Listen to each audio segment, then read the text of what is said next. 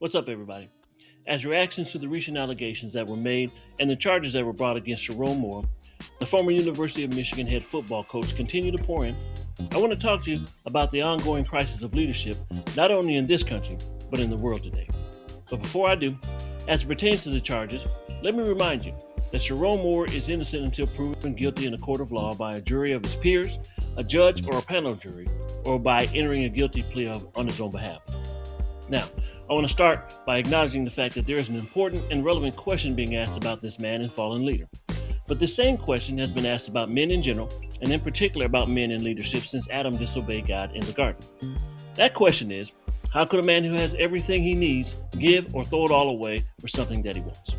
As it pertains to Sharrone Moore and his situation, the question is, how could a man who has a wife and 3 children, who was given the keys to the winningest program in college football history, who was being paid $6 million a year, who had the respect of the school's administration, faculty, student body, alumni, the loyalty of his staff, and if not the respect, the acknowledgement of his peers, but more importantly as it pertains to U of M football, is the fact that he is the man that was not only hired to be the face of this program, but he was also given a mandate to set an example by living a life that would allow him to earn the trust of his players and to mentor these young men who were between the ages of 18 and 23.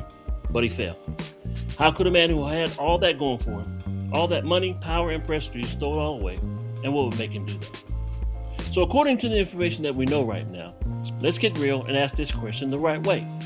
Why would a man at the top of his game, who held such a lofty position of power and had everything to lose, throw it all away for an affair with a female assistant? Or why would he give it all away for a side chick? The answer is the inherent and fatal flaw of leadership. What is that, you might ask? Well, the inherent and fatal flaw of leadership is selfishness. Selfishness is the reckless pursuit of self-gratification. It's the vain attempt of trying to satisfy the insatiable desires of the flesh or putting what you want over and above everything else, including God. Now, think about this. Throughout history, what is the issue that has caused men to lose kingdoms, wars, and position of power?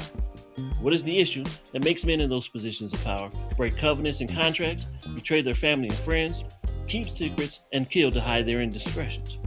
What is the issue that causes men unknowingly and knowingly to bring home STDs and infect their wives, or cause them to reproduce illegitimate children, knowing that both will be the cause of them losing their families, losing their livelihood, and ruining their reputation? And what is the issue that has not only cost men billions of dollars throughout history, but is destroying the institution of manhood from the inside out? Put it simply, the issue is sex, sexual immorality, and sexual perversion.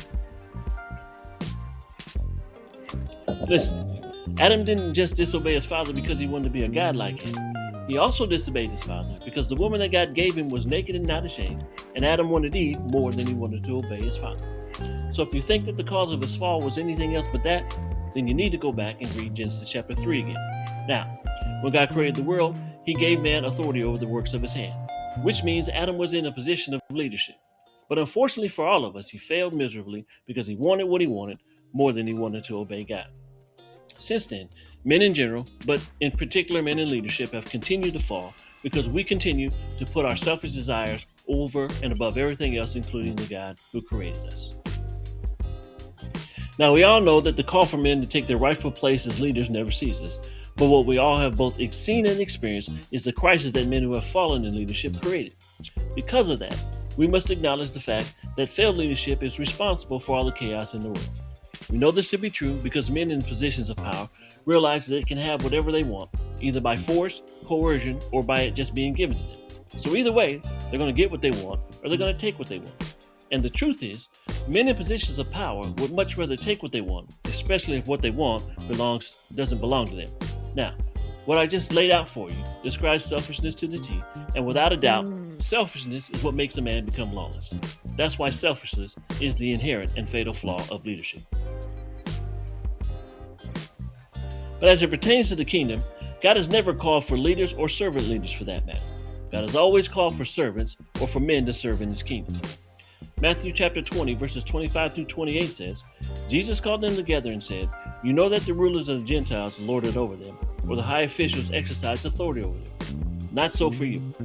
Instead, whoever wants to become great among you must be your servant, and whoever wants to be first must be your slave, just as the Son of Man did not come to be served, but to serve and to give his life as a ransom for many." With that said, however, We all know that until Jesus returns, men, and in particular men in leadership, will continue to fall. But as they continue to fall as husbands, fathers, father figures, and mentors in every vocation from sports to religion, because of sexual immorality and perversion. By the way, sex is and continues to be undefeated. We also know that there are men out there who are true servants of God, who are humbly living a life without fanfare, a life of sacrifice, and a life that is worthy of the gospel. So if you want to learn how to become a servant in God's kingdom and learn how to get your flesh under control, Philippians chapter 3 verse 17 says, you should find a true servant of God and follow him. How will you know that he's a true servant of God? Matthew chapter 7 verses 17 through 20 and Luke chapter 6 verses 43 through 45 both say, you will know him by his fruit. Or in other words, you will because you will be able to see that he's living a life worthy of the gospel. This means you will see that even though he knows he's not perfect and can never be while in this flesh, he is still in passionate pursuit of perfection. So find that man and follow him.